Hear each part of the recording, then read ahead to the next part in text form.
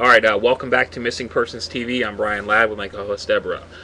Today's Tuesday, July 7th, 2009, 10:32 p.m. We did have three cases scheduled for tonight.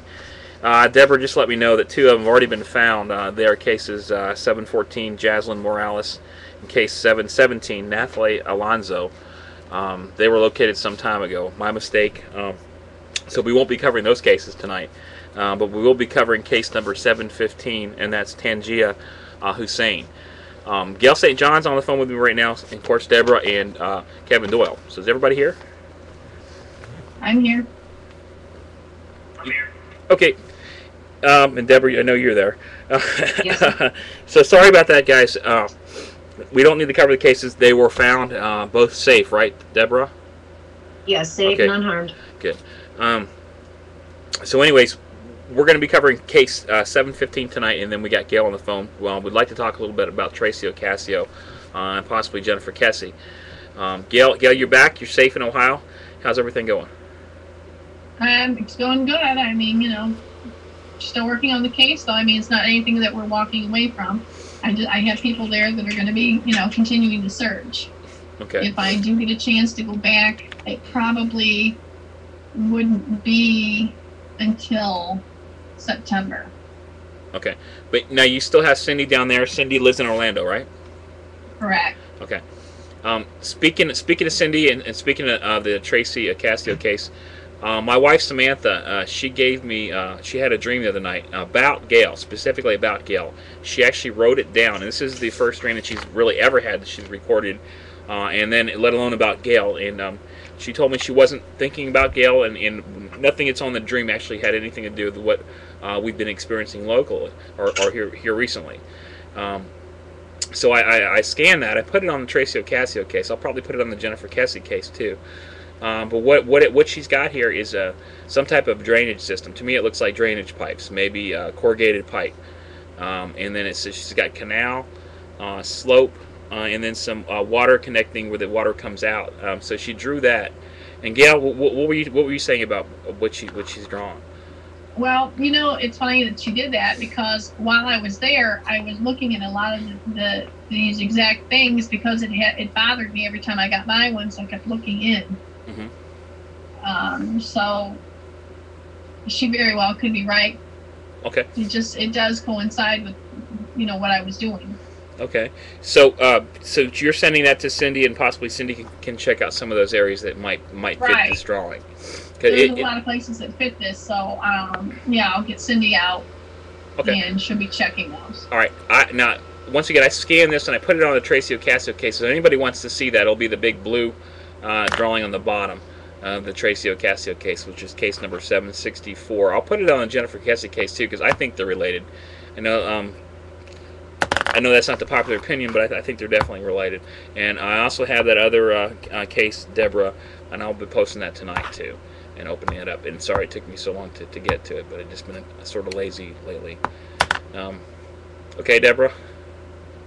Okay, for those that are wondering, that would be for Onda Christopher George, and Yes. he's been missing, I believe, since February 12th. Mm-hmm. And now he's a suspect in the case, though. No, one of the last people to see. Okay, he's not a suspect. George is the suspect, James Hadaway. Okay. So they're seeing that there could be an awful lot connected to James Hadaway. I am completely confused when we keep bringing that up, and I don't know why. I guess I'll when I post the dream drawings and stuff, I'll maybe kind of figure something out, but I don't know why. Well, and it's really sad with Chris George case that when people first started realizing he's missing, as far as like on the internet and in the news, was when he was brought up in the articles for Tracy being missing. So he was missing for months, and the things that, if you were to Google him and, search for information for him on the net, the only things coming up were where he's listed in the articles regarding Tracy being missing. So I'm glad that there's some attention on that now, and that'll be, I think that'll be case 775, I believe. I'm not sure, I'll double check, but I think that'll be 775. Okay, so anyways, Gale's back. Now, Gale, you have an event coming up over the weekend, next weekend. You want to talk about that real quick? I'm going to be in Chicago doing the John Edwards style sessions there, along with private readings for people that are, wanting to get a private reading. So when we do them, it's at a huge discount at $100 a person for a private for an hour session in person. So, it's always an interesting weekend. I'll work Friday, Saturday, Sunday. Privates are during the day, and the John Edwards style session is in the evenings. Okay, so if somebody wants to attend that, they'd actually have to email you, right? You can email me via my site, www.psychicgale.com. Okay. All right. Well, thanks, and good luck with that. Thank you. Deborah, you got kittens, right? Yes. Okay, on Sunday, our cat Corky had 6 kittens. Sunday morning. Okay, there is a picture of them. 1, 2, 3. You said there's 6? Yes. Okay. Look really cute. Oh, they are so cute. 2 opened their eyes today. I don't know if they can see anything, but they opened their cute little eyes today. Okay. Oh, that's great. My little kitten's running around here somewhere. Got him some food today at Walmart. Actually, he's Samuel's kitten, but he's 9 weeks old now, I think. Okay, let's get this started. Thanks, Gale. Were we supposed to do anything else? Oh, Tracy. Okay, Tangena Hussain. You're going to stay on for that, right? Yep. Okay. Let me get the case open in the picture.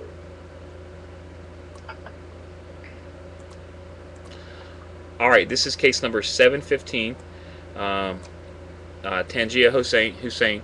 The case was open on April 2nd, 2009. Deborah, what information do we have so far for Tangena?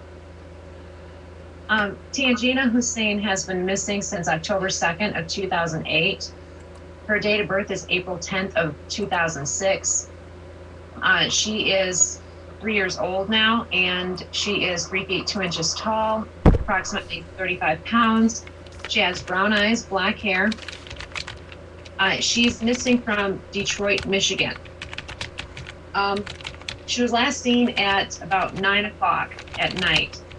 And they listed here that she was last seen at the Marathon gas station in Detroit, Michigan.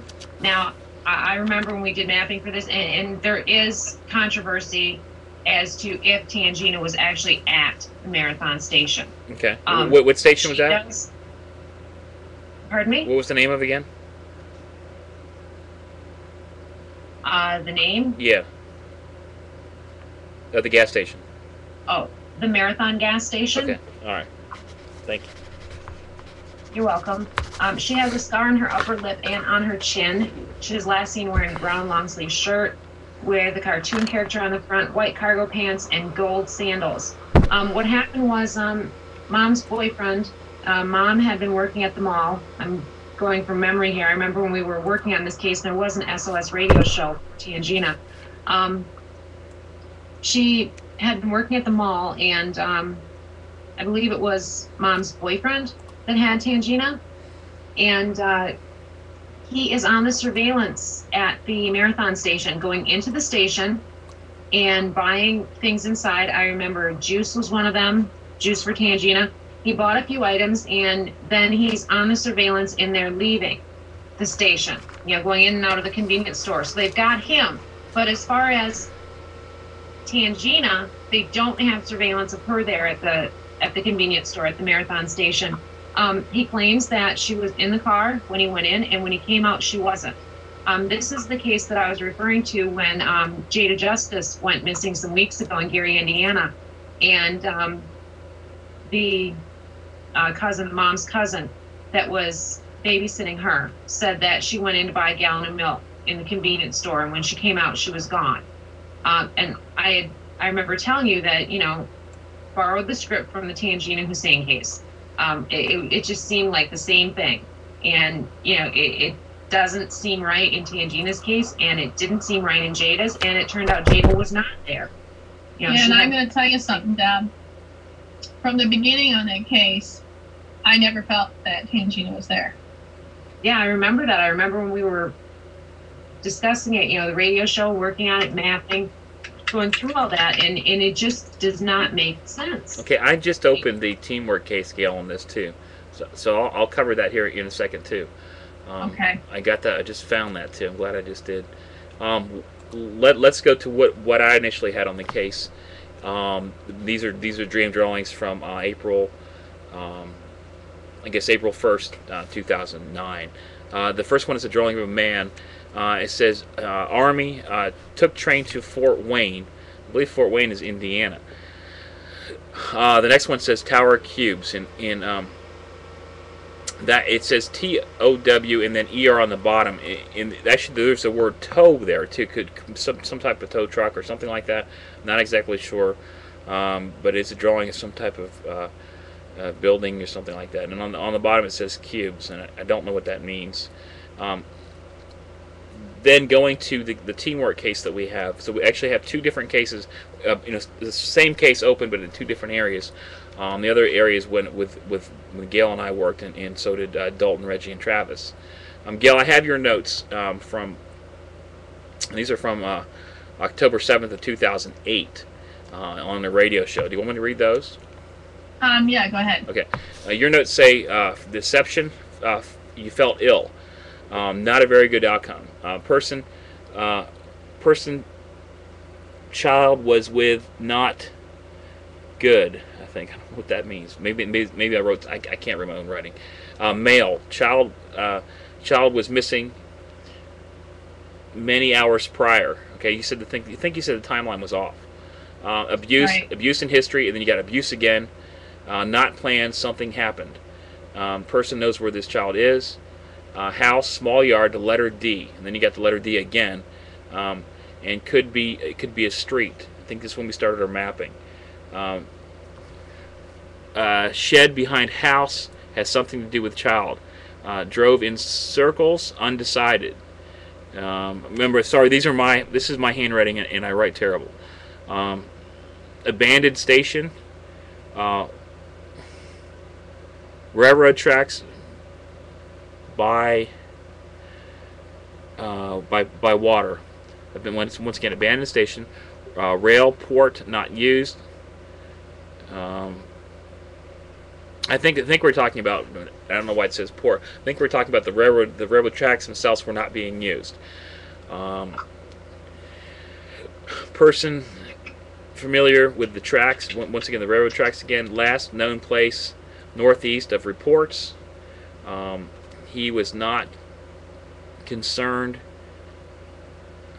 Oh gosh.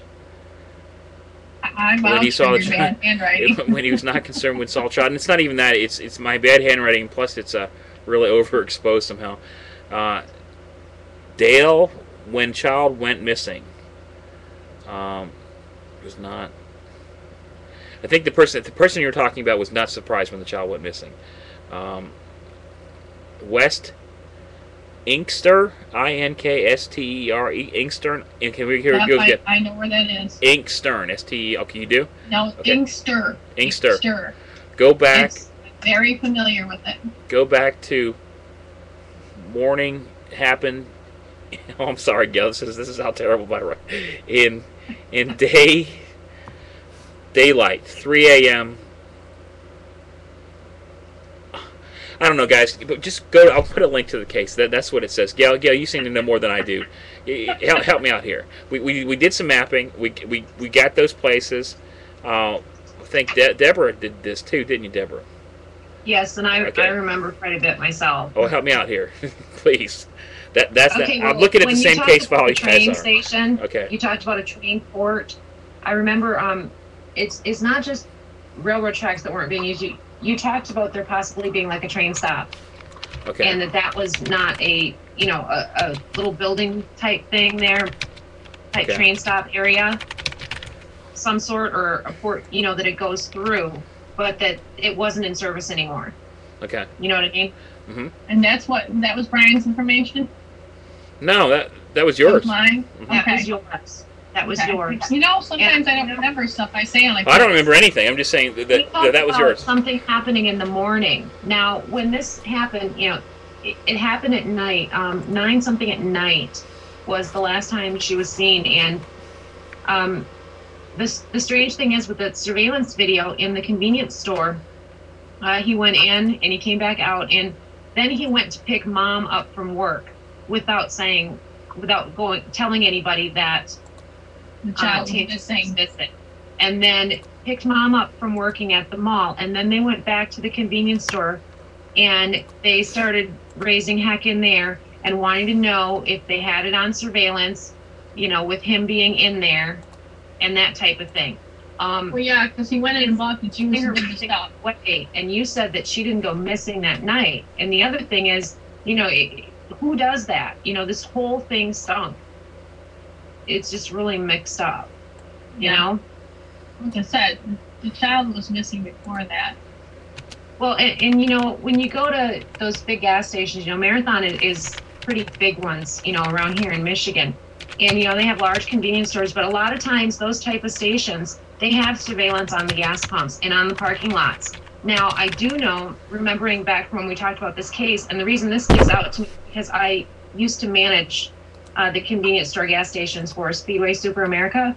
You know, you know where your surveillance is, and your customers pretty much do too. A lot of times around the side of the building, you don't have your cameras on there. You've got it on your main pumps, and he parked back by the dumpster area. That car would not have the surveillance camera showing if Tangena was or was not there. And if you were parking and having a child with you, wouldn't it make sense to, you're going to park in front of the store so you can leave the child and run in and grab something and get out? Well, exactly, but he purposely, I mean, it just really felt to me, you know, not from any psychic standpoint, obviously, but the way it all played out, to me, it was like deliberate that he parked in a spot where there's no way they could. Well, I felt that immediately, Deb. I gotta agree with you. Really, I do. I felt that immediately. You know, let me ask you. I mean, so what? You know, the mother knows, yes. The police got to be thinking the same stuff too. They got to be thinking, hey, this guy. Sure, they do. So why not do something about it? Can't they? I mean, because there's several issues. If they think they even know where the child is on private property, there we get into, Brian. How are you going to get on and search that property without probable cause? I don't know. You need to find a judge. A PI has a better time doing stuff. They have more rights and more things they can do than a cop does as a PI. Right, but you know, obviously, this is... I hate to say it, but you know how I work. I don't worry about probable cause because I don't have to. Well, that's why you get arrested for trespassing. Well, like, yeah, you know what? That's only a misdemeanor, so you don't get arrested. You know, if you help, if you help find somebody. Go ahead. The mom was not surprised by this either. That this had happened after her going to work at the mall, because after Tangena supposedly was taken from the Marathon station when he was inside, he went to pick her up from work at the mall. And then they both went back there and they went inside and raised heck in there and wanted to know about surveillance. You know, if he was on the surveillance in there making his purchase and that type of thing, going in and going out and making sure they had that. But they're going fishy about her. Yeah. They're arguing with the clerk. First of all, you know, the time is lost while he's picking her up from work at the mall when the child is missing. A 2-year-old child is missing. Then the time is wasted spending an extreme amount of time inside that convenience store talking to the clerks and arguing with the clerks and asking questions of them instead of reporting Tangena missing then too. Well, that's what I'm saying. Something didn't strike me right. I mean, CIA, you know, logically, even it didn't strike me right. I don't have to go on a psychic point of view on that one. Even logically, it didn't hit me right. Okay, let's get another point of view. Kevin, I got your notes. You want to read what you have? Sure, Brian. This is for Hussain, right? Mm-hmm. Yeah, go ahead. I'm sorry? Yeah, it is. Go ahead. Yeah? Okay. My meditation, I have dead or severely injured. Sexual assault, male abductor whom has done this before. Mike or Michael is involved. 2215 Norris Drive. He or they will do this again to other young children unless not stopped. And in my notes after the meditation, someone named Mike or Michael may be involved with this case somehow. 2215 Norris Drive may be an address of interest here. One or more people could be involved with abducting and harming young children, and that is all I have. Thank you, Kevin. Deborah, 2215 Norris Drive. We can check that out easily. Yeah, find it out because I'm only 40 minutes from there. Okay.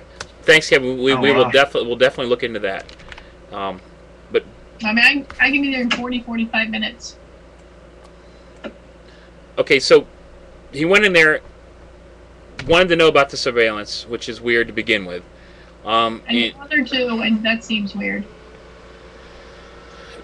And nothing's new on this case, Deborah. No new arrests, no new suspects, nothing. It's just really sad how little attention Tangena's case gets. She did get a little bit of attention on Nancy, you know, many months ago. But, you know, this just is another one of those that is just kind of forgotten, like so many of them are. Okay. Yeah, I put the link to the SOS radio show in the chat room, and I also put it in Skype for you guys. If you guys want to hear that broadcast, it was some time ago. There it goes. I'm looking up the this case again. I'm also looking up that address that Kevin gave us. Here we go from Free Press. This case just doesn't make sense. And then once again, this is what people are talking about. It doesn't make sense of what happened. You know, the police have got to be all over that. You know, I mean, I don't get. I mean, I guess everybody's innocent until proven guilty, but come on, there's something. Is that the way it works in your book? It's the way it's supposed to work. That's not the way it works in mine. Everyone is innocent until I run a criminal background check. All right. Okay, Gale, we all know about your new devices.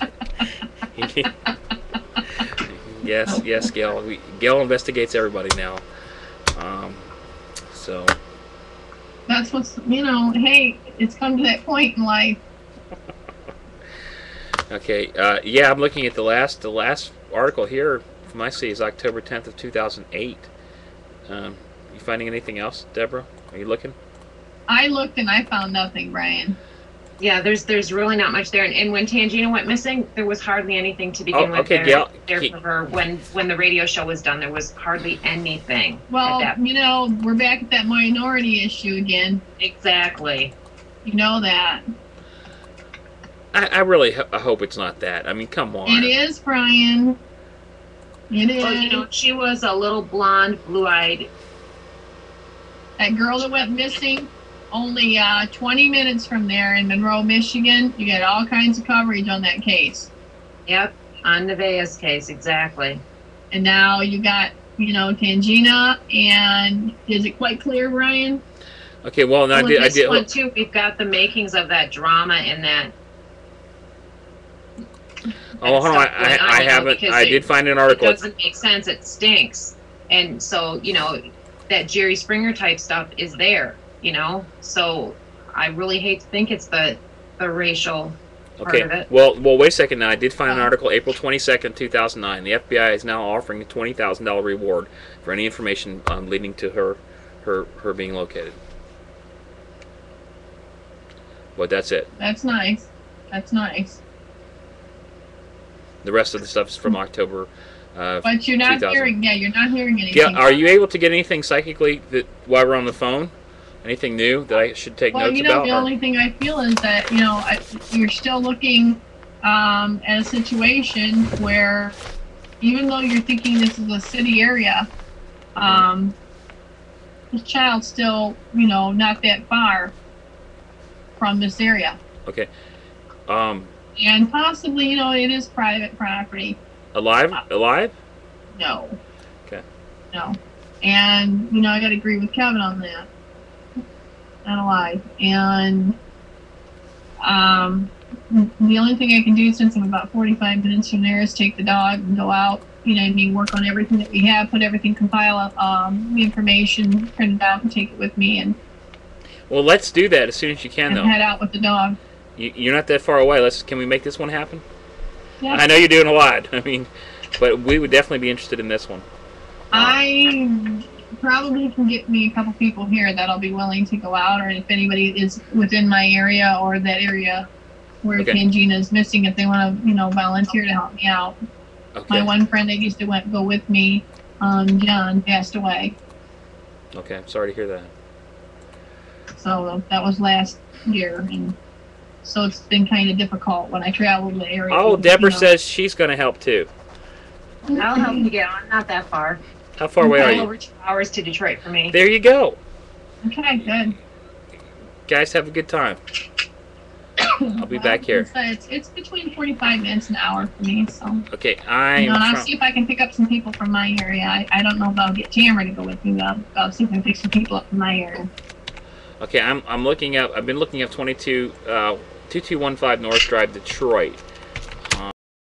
I'm not finding it in Detroit. I'm finding that address in other parts of Michigan, but I'm finding it in Did you find it in Inkster?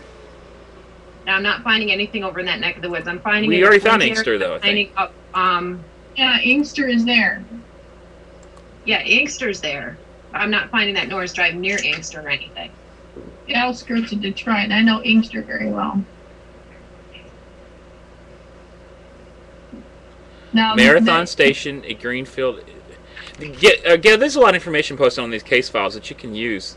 What about your information, Brian? Did you read yours? Yeah, I already read it to you. Well, you weren't paying attention, were you? Huh? Was mine the one that said Inkster or yours? Yours. Yeah, Okay. I don't have anything like that. What All I got did is yours say? all I got is just it says number 4. I'm sorry, wrong one. It's some Army guy took train to Fort Wayne, right? And then that tower and cubes, and that's all I got. Okay. Well, like I said, I'm I mean, I can It's do. Oh, not if you go there, if you go, I'll do a redo on this one definitely. But yeah, I didn't get anything as far as death goes. Chicago, I'll But shoot it that way. I got a drawing of the suspect possibly though. He's got kind of short hair. Could possibly be military. Well, I don't know Detroit that well, but I mean, I can get around. Right. And it says Army, so I mean, it could possibly. I don't know if we checked out in relation to anybody in the military or not, but I'll definitely do a redo on this one. Yeah, that would help. I mean, anything any of us get, it's going to help. Okay, so when are you leaving? Now, Tomorrow morning? I don't think Reginald put any information in. I think Travis might have. Nope, just you. Just me? Okay, then I'm going to have to see if they'll get some information. Okay, have fun with that. Yeah, well, I'm going to try. Otherwise, I'm just going to go armed with your information and mine and Kevin's. Okay. Well, Kevin, if you can get any more on that, we're going to keep looking. Kevin, we're going to keep looking on that. Do you try Flint as well? I haven't tried it now. Deb? The Flint area is where Street there is? was Norris Drive. Yeah. Okay, That will be near I'll catch it. I'll catch it on the way. in the Genesee area. Okay, I'm familiar with that area too.